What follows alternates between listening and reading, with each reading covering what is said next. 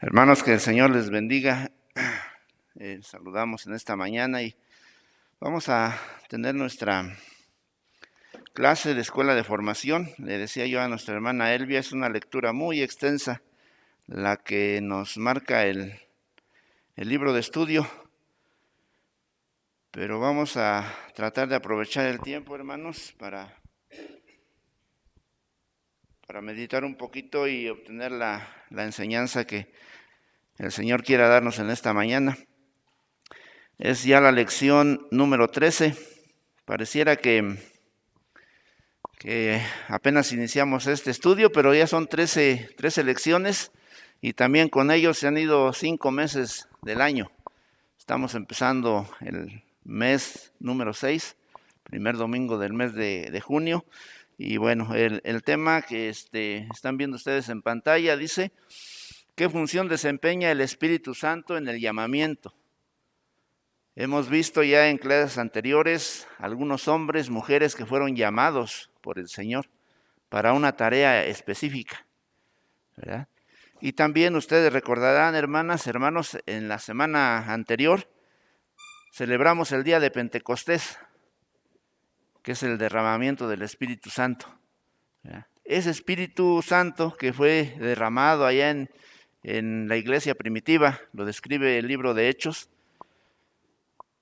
no inicia su labor en ese tiempo, en aquella reunión donde todavía los discípulos del Señor Jesucristo iniciaban su ministerio. Ahí no inicia la labor del Espíritu Santo, porque sabemos que tenemos un Dios trino, Padre, Hijo, Espíritu Santo, y las tres personas son eternas. Entonces vamos a ver también en esta clase qué función tan importante, qué roles, dice el material de estudio, qué rol tiene el Espíritu Santo en aquellos tiempos, antes del día de Pentecostés, antes de que fuera derramado el Espíritu a aquellos 120 hombres que se congregaron en ese día especial.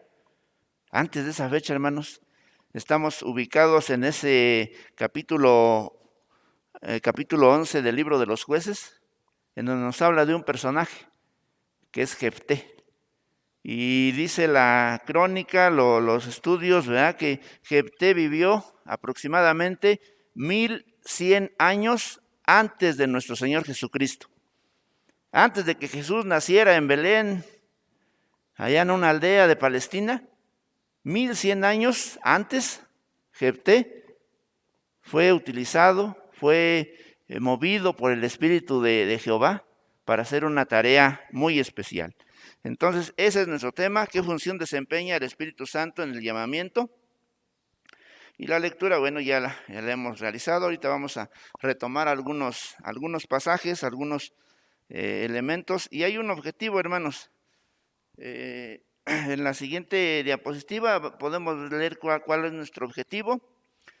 Y dice que en este estudio nos atañe comprender el llamamiento de Jefté y la función del Espíritu Santo en dicha tarea. Que nosotros comprendamos, ¿verdad?, que este hombre fue llamado, como ya vimos en la historia bíblica que acabamos de leer. Primeramente fue llamado por hombres, pero después fue llamado por el Espíritu Santo, ¿verdad? Entonces, una función que tiene ahí el Espíritu de Jehová, el Espíritu de Dios, para encomendarle una tarea muy especial a Jefté. Ese es nuestro objetivo y la lectura ya la realizamos. Les digo, ahorita vamos a retomar algunos pasajes. Y quisiera que avanza un poquito la diapositiva, nos saltamos 2 adelante, Lalo.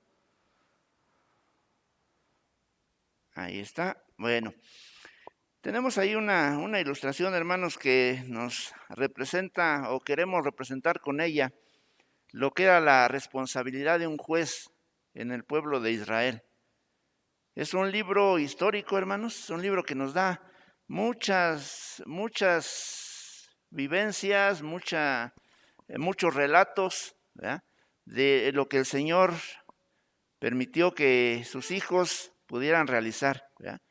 Pero también junto con ello nos habla de las veces que se equivocaron, muchas veces que fallaron a Dios y que el mismo Dios los entregó en manos de pueblos paganos, ¿verdad? Entonces ahí en la siguiente vamos a ver algunos datos de este tiempo de los jueces, hermanos. Hermano Jonás, ¿me ayudas con el primer recuadro?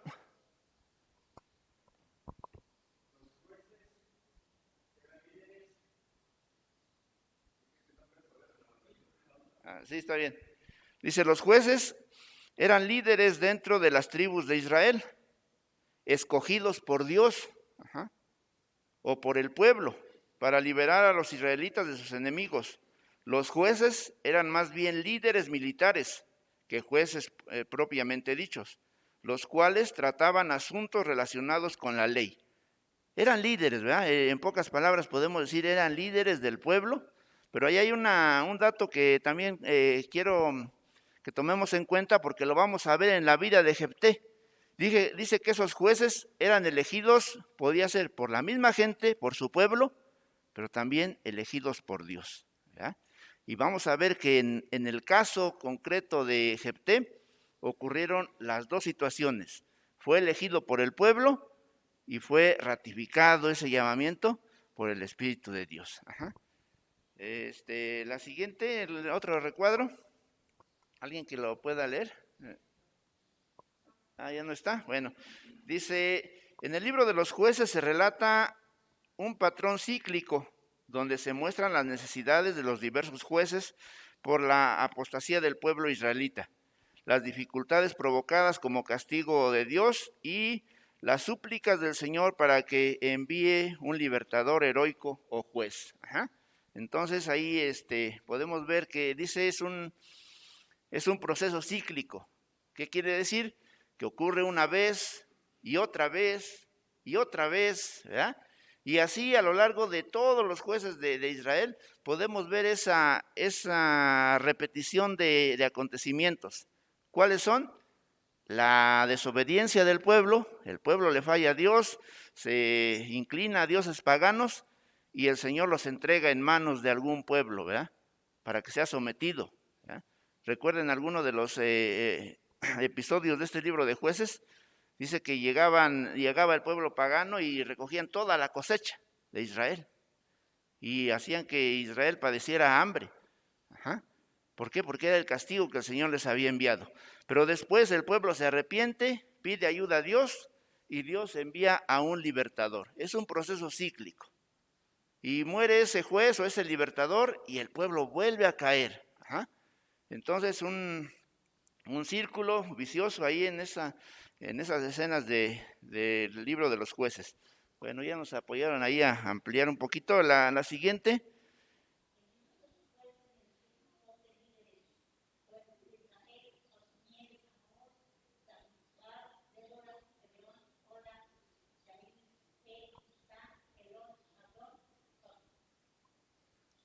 Ahí tenemos.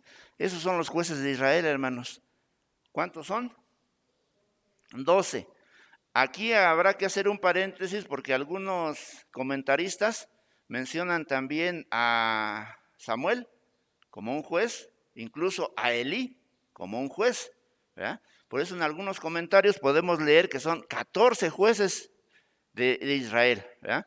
Pero la mayoría de los estudiosos concuerdan que con esos 12 jueces ya no consideran algunos a Samuel, ¿verdad?, como el último juez de Israel. Recuerden que Samuel fue también utilizado por Dios para instaurar un nuevo periodo que es la monarquía. Empieza él con la unción del rey Saúl y ahí termina, digamos, el periodo de los jueces, empieza un periodo de monarquía, de los reyes. Bueno, entonces ahí son los jueces que vamos a estar, que comprende este libro. Y si nos damos cuenta en el orden cronológico, ¿qué número ocupa Jefté? El 8. El juez, el octavo juez de Israel, podemos decir, ¿verdad? Entonces el día de hoy vamos a estar hablando un poquito de ese juez octavo de Israel. Y el último recuadro que también nos da referencia de este periodo, dice, en el periodo anterior a la creación de una monarquía israelita. Ahí me equivoqué, dice, es el periodo, debe decir, es el periodo anterior a la creación de una monarquía israelita. Ajá. Entonces, ya comentamos un poquito esa parte. Viene esta vida de los jueces, los 12 o los 14 personajes, y después viene un periodo de reyes, Saúl, David, Salomón, y después el reino dividido, ¿verdad? Bueno, entonces, estos 4 datos, esas 4 láminas que se presentaron ahí es solamente para ubicarnos un poquito en cuestión del periodo de los jueces. Avanzamos a la siguiente. Bueno, ahí tenemos una ilustración, hermanos, una fotografía que está tratando de representar ese derramamiento del Espíritu Santo, ¿verdad? Hablando ya del tema que nos predicaron la semana pasada, Hechos capítulo 2, que estuvo anunciado ese derramamiento desde Hechos 1, versículo 8, ¿verdad? Cuando la palabra del Señor nos dice, y recibiréis poder, ¿verdad? Y nos está enseñando el Señor Jesucristo que vendría ese Espíritu Santo, ¿verdad? Para hacerle testigo en todo lugar. Entonces, yo les comentaba, antes, queremos ubicarnos ahora antes de ese día de Pentecostés.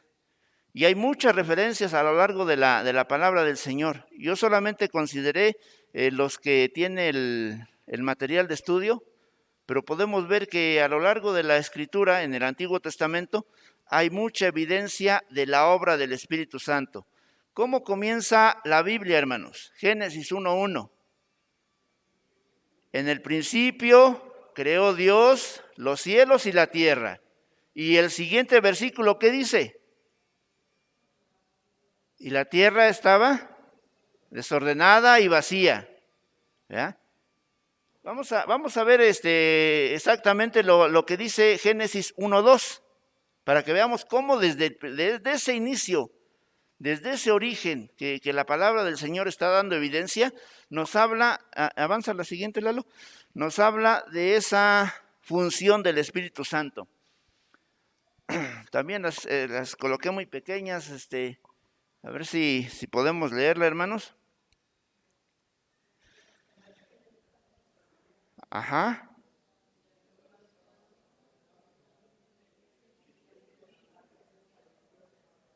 Amén. ¿Ya? Dice, y el Espíritu de Dios, en ese escenario donde la tierra estaba desordenada y vacía, dice que el Espíritu de Dios se movía sobre la faz de las aguas. Génesis 1:2. Ahí estamos viendo ya esa función del Espíritu Santo. No es algo que haya surgido el día de Pentecostés. Fue una manifestación en esa fiesta, fue un derramamiento del Espíritu Santo para que aquellos hombres pudieran predicar su palabra, ¿verdad? Pero entonces vemos aquí desde el Génesis 1:2, ¿verdad? Que el Espíritu de Dios se movía sobre esa faz de las aguas. Es una evidencia de las funciones del Espíritu Santo. Hay otra cita que es Números 11:24. Dice, dice 11:24, y salió Moisés y dijo al pueblo las palabras de Jehová, y reunió a los 70 varones de los ancianos del pueblo, y los hizo estar alrededor del tabernáculo. 11:25, Números 11:25 dice, entonces Jehová descendió en la nube, y le habló, y tomó del espíritu que estaba en él, y lo puso en los 70 varones ancianos, y cuando posó sobre ellos el Espíritu, profetizaban y no cesaban. ¿Verdad? Otra vez nos habla de esa función. ¿Verdad? Vamos a una cita más, hermanos. La encontramos en Ya las siguientes son del libro de los jueces, jueces 6:34. Dice, entonces el Espíritu de Jehová, entonces el Espíritu de Jehová revistió a Gedeón, el cual tocó la trompeta, y se juntaron los abiesenitas en pos de él. Jueces 6:34. Ajá. Entonces, vemos ahí en cómo el Espíritu de Dios nuevamente vuelve a guiar a uno de los jueces. En este caso es a Gedeón. Ajá. Y la siguiente, también del libro de los jueces. Y el Espíritu de Jehová vino sobre Sansón, quien despedazó al león como quien despedaza a un cabrito, sin tener nada en su mano, y no declaró ni a su padre ni a su madre lo que había hecho. Ajá. ¿Recuerdan esa historia, hermanos? Cómo Sansón va con sus padres, pero dice que en un momento determinado del camino él se aparta un poco de ellos, y un león joven, dice la Escritura, va rugiendo hacia Sansón. Y aquí este versículo nos dice que el Espíritu de Jehová vino sobre Sansón, y sin tener nada a la mano, ¿verdad? Dice que despedazó al león como si fuera un cabrito, ¿verdad? Pero entonces vemos esa protección del Espíritu, ¿verdad? También una de las funciones. Y el versículo en el que nos vamos a centrar, ya lo leímos, está en 11:29 del capítulo 11 de Jueces. Dice, y el Espíritu del Señor vino sobre Jefté. Estamos hablando de este personaje, de este juez del pueblo de Israel. El Espíritu del Señor vino sobre Jefté y pasó por Galaad y Manasés, y luego pasó por Mizpa de Galaad, y de Mizpa de Galaad fue a donde estaban los hijos de Amón. Bueno, tal vez, hermanos, para ubicarnos un poquito en ese versículo 29 de Jueces, pues tenemos que de alguna manera recordar ciertos datos de los versículos anteriores, ¿ya? Entonces, quisiera que puedes pasar a la otra lámina, Lalo. Vamos a recordar algunos datos de Jefté. ¿Quién fue Jefté? Si vemos ahí en la lectura que realizamos con nuestra hermana Elvia, en el versículo 1 nos da varios datos. Yo ahí traté de resumir algo de lo que es la vida de Jefté, de lo que fue la vida de Jefté, y nos menciona varios aspectos. ¿Que era originario de dónde? De Galaad. Era originario de Galaad. De hecho, su padre era Galaad. Por eso es Jefté galadita, ¿verdad? Dice la Biblia. Era esforzado y valeroso. Algunas cualidades de este hombre, valiente, ¿ya? Se esforzaba en lo que él trataba de hacer, es lo que describe la palabra del Señor, pero también viene algo pues que estaba en contra, le ponía en un escenario muy difícil en aquel tiempo. ¿Por qué? Porque nos dice que era hijo ilegítimo de Galaad. Era hijo de Galaad, pero era un hijo ilegítimo. ¿Por qué? Porque lo había tenido con una prostituta. Ajá. Entonces después la esposa de Galaad le da más hijos a Galaad, ¿y qué ocurre? Los hijos del padre corrieron de casa a Jefté. ¿Ya? Le dijeron, no vas a compartir con nosotros la herencia. ¿Ya? Y Jefté tuvo que ir. La Biblia nos dice a qué lugar huyó. Dice que fue a un lugar que se llama Tob. No sabemos la distancia, no sabemos qué tanto recorrió Jefté para llegar a Tob, pero lo que sí dice la Biblia y da evidencia de ello es que ya estando en Tob, se juntó con hombres ociosos, ¿sí? A pesar de la valentía que tenía, de que era esforzado, pero tuvo malas compañías, podemos decir, ¿verdad? Se juntó con hombres ociosos en Tob. Después de que la palabra del Señor nos dice que los hijos en el versículo 4, dice, aconteció andando el tiempo que los hijos de Amón hicieron guerra contra Israel. Los amonitas, ¿verdad? Los hijos de Amón hicieron guerra contra Israel. Y entonces aquellos hombres de Israel se acordaron de aquel valiente, de aquel esforzado que algún día habían corrido de casa. Y la palabra del Señor ahí nos describe que los ancianos de Israel fueron en busca de Jefté. Fueron hasta Tob a buscar a Jefté para pedirle ayuda, para pedir que él fuera el líder de los israelitas y los defendiera de los hijos de Amón, ¿sí? Los ancianos de Galaad pidieron ayuda a Jefté para defenderlos de los hijos de Amón. Y bueno, hay una parte que no quisiera que pasemos por alto, hermanos, pero es un poquito extensa. Dice la palabra del Señor que Jefté trató de resolver aquel conflicto añejo de una manera diplomática, pacífica, ¿ya? Pero los hijos de Amón no hicieron caso, ¿sí? Y ahí entonces podemos ubicarlos nuevamente en su Biblia. En la Biblia, en el versículo 12, estamos en el capítulo 11 de Jueces. Fíjense lo que dice el versículo 12. Y envió Jefté, ya cuando tuvo un acuerdo con los ancianos, eso está previamente descrito ahí, tuvo un acuerdo con los ancianos que él iba a ser el líder, que él iba a ser el caudillo del pueblo de Israel. Entonces ya toma posesión de esa responsabilidad.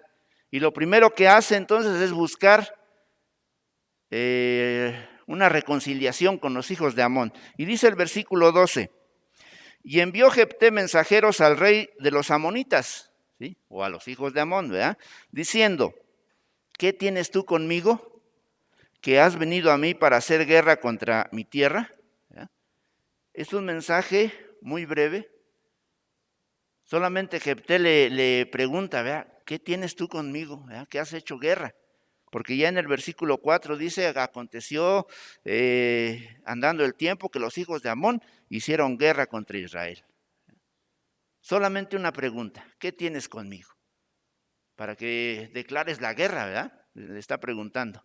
Y ahí la respuesta del rey de los amonitas, versículo 13, el rey de los amonitas respondió a los mensajeros de Jefté, por cuanto Israel tomó mi tierra cuando subió de Egipto, desde Arnón hasta Jaboc y el Jordán, ahora pues devuélvela en paz.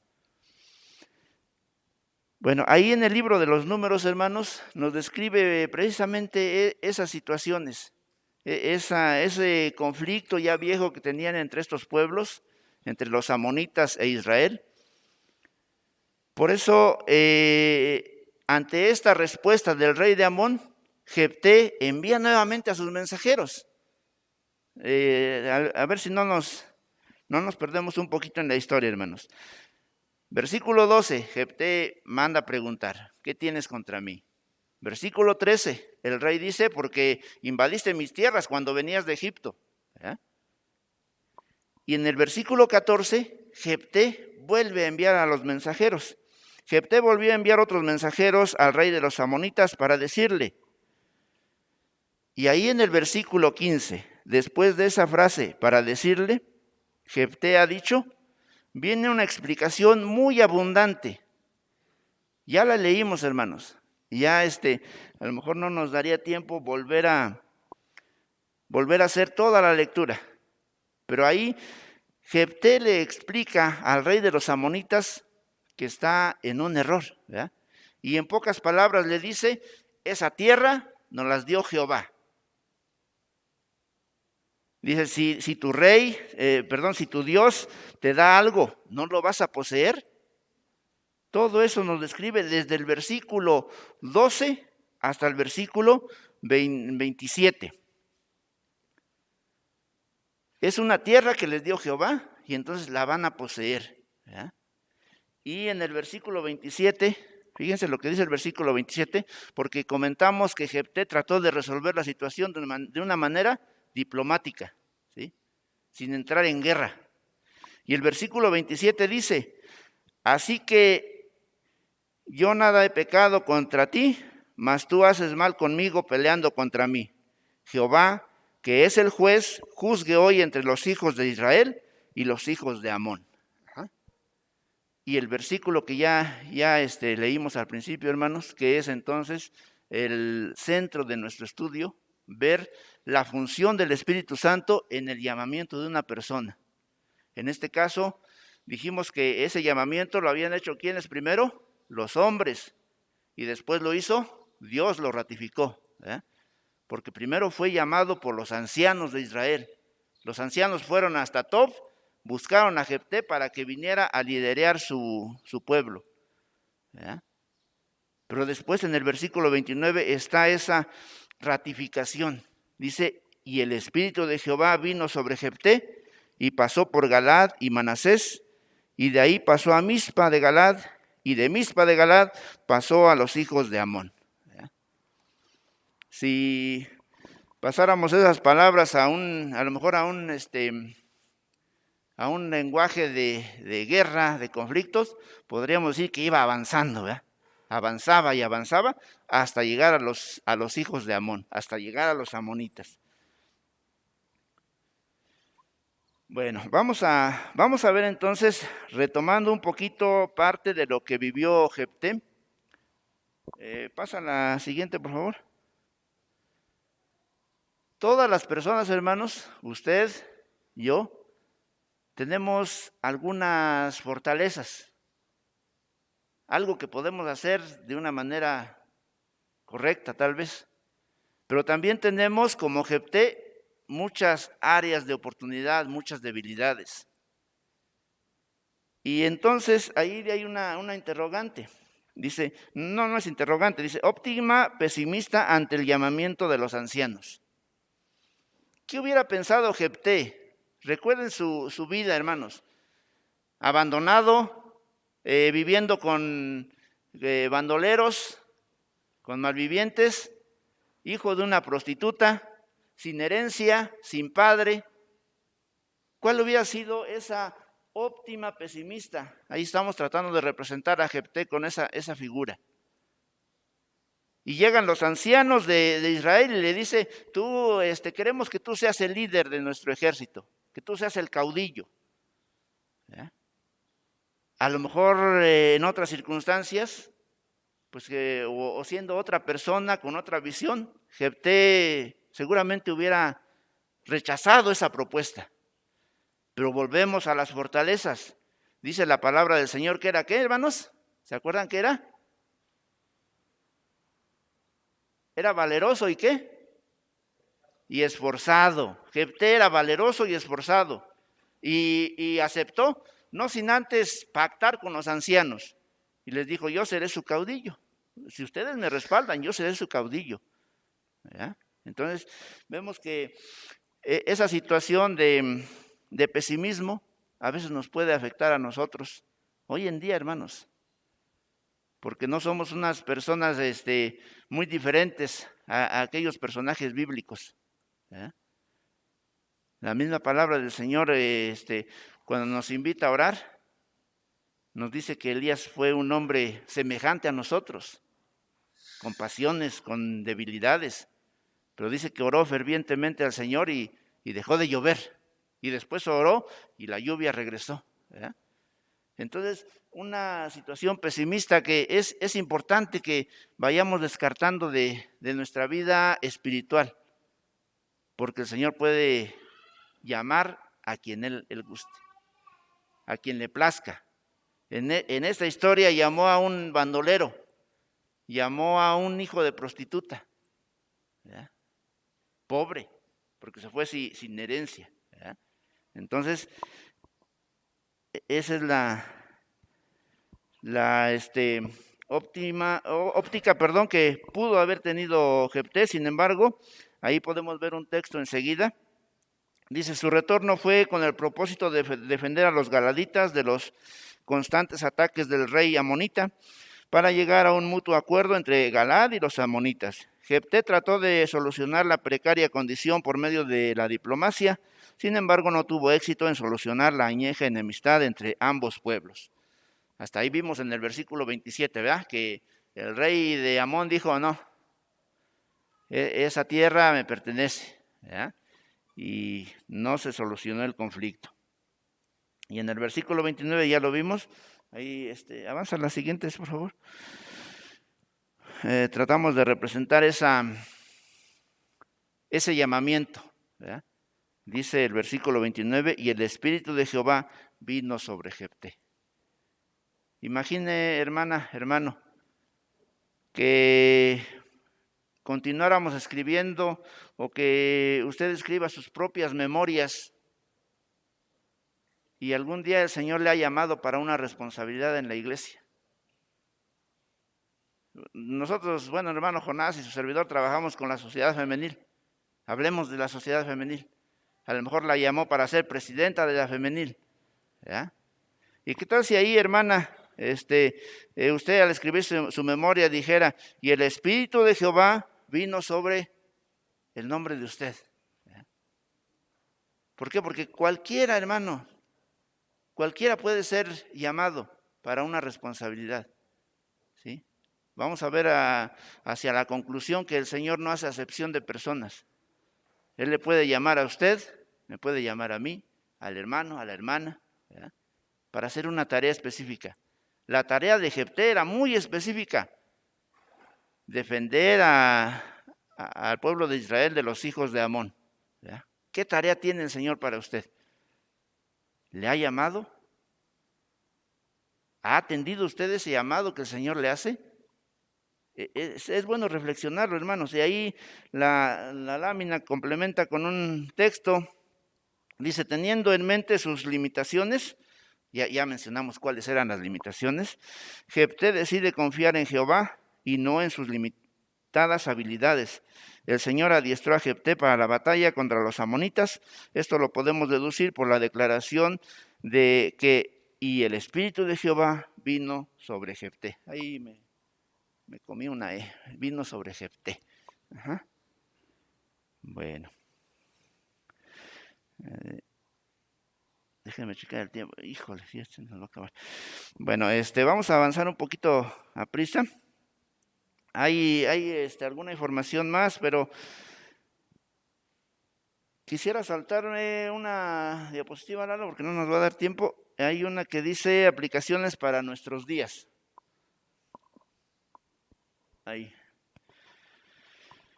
Dice esta lámina, hermanos, el llamamiento de Dios no hace acepción de personas. Esto lo podemos observar claramente en la vida de Jefté desde una óptica socioeconómica. Jefté no poseía las credenciales para ser paladín y juez de Israel. No obstante, el Señor lo seleccionó y selló para una tarea específica que él ya le había asignado. Esto es, para liberar a los galaditas de los amonitas y para ser juez de Israel. En ese sentido, no debemos subestimar lo que Dios puede llevar a cabo en nuestras vidas. Yo subrayé ahí una parte, hermanos, dice que no obstante el Señor lo seleccionó. En nuestro caso, ¿cuál podría ser el no obstante? Para Jefté vimos cuáles eran sus limitaciones, cuáles eran sus debilidades, pero dice, no obstante el Señor lo seleccionó. Y también en nuestra vida, hermanos, no obstante qué, el Señor nos puede seleccionar, el Señor nos puede llamar, nos puede escoger para algo. La historia de este juez de Israel continúa después de la liberación de Israel en manos de los amonitas, y a partir de los versículos 34 nos habla de un voto, un poquito antes del 34, nos habla de un voto que Jefté hizo al Señor. Cuando el Espíritu dice que le da ese poder, esa capacidad para defender al pueblo, Jefté hace una promesa y le dice, si me entregas en mis manos a los hijos de Amón, yo cuando regrese a casa victorioso te voy a ofrecer a la primera persona que me reciba. Jefté hizo una promesa, un voto delante de Dios. Y la Biblia nos describe, hermanos, que después de que entregó el Señor a los hijos de Amón en sus manos, los derrotó, él regresó a su casa, regresó a Mizpa. Y la primera persona que salió a su encuentro, dice que fue su hija. La Biblia nos dice que aparte de esa hija, Jefté no tenía más hijos ni más hijas. Era su única hija, hermanos. Y él había dado un voto al Señor de ofrecerla. Y bueno, ahí la historia sigue, hermanos, como la misma doncella le dijo a su padre: si has prometido eso a Jehová, tienes que cumplirlo. Solamente dame 2 meses para que yo pueda lamentarme, pueda llorar. Y Jefté cumplió esa promesa de ofrecer a su hija a Dios, porque él le había dado ese poder para liberar a su pueblo. Entonces, hermanos, ¿cuál es la reflexión de esta promesa? Seguramente la mayoría de los que estamos aquí, hermanos, somos miembros de iglesia. Y yo creo que a veces se nos escapa de la mente las promesas que hacemos delante de Dios. ¿Ya? Cuando somos recibidos como miembros, hacemos varias promesas. ¿Ya? Hacemos varios pactos. Y decimos: yo pacto con la Iglesia Nacional Presbiteriana, con esta iglesia, el Divino Salvador. ¿Ya? ¿Qué otra promesa podemos hacer? A lo mejor quienes somos casados y hacemos promesas. ¿Sí? Prometemos algo. Pero es importante, hermanos, tomar en cuenta que no debemos prometer a la ligera. Tenemos que tener plena conciencia de las cosas que hablamos, a veces en lo íntimo, hermanos. Le decimos al Señor: si me sanas de esta enfermedad, o si sanas a mi familiar. A veces prometemos algo. ¿Ya? Jefté ofreció a su hija y lo cumplió. Él entregó a su hija, su única hija, dice la palabra del Señor. Entonces, quiero concluir este estudio, hermanos, con la última diapositiva, Eclesiastés 5, 4 y 6, que nos permita este versículo recordar, aparte de la posibilidad que tenemos todos de ser utilizados por el Señor, de que todos podemos ser llamados para una tarea, también recordar lo importante que es cumplir nuestras promesas delante del Señor. Le voy a pedir, hermano, que estemos puestos de pie y vamos a leer estos 3 versículos que encontramos en Eclesiastés 5, 4 y 6, y así dejamos el lugar. Dice la palabra del Señor: cuando a Dios haces promesa, no tardes en cumplirla, porque Él no se complace en los insensatos. Cumple lo que prometes. Mejor es que no prometas y no que prometas y no cumplas. No dejes que tu boca te haga pecar, ni hagas delante del ángel que fue ignorancia, porque harás que Dios se enoje a causa de tu voz y que destruya la obra de tus manos. Amén. Tomen su lugar, hermanos. Dejamos el espacio, creo que ya nos pasamos un poquito de tiempo, hermano.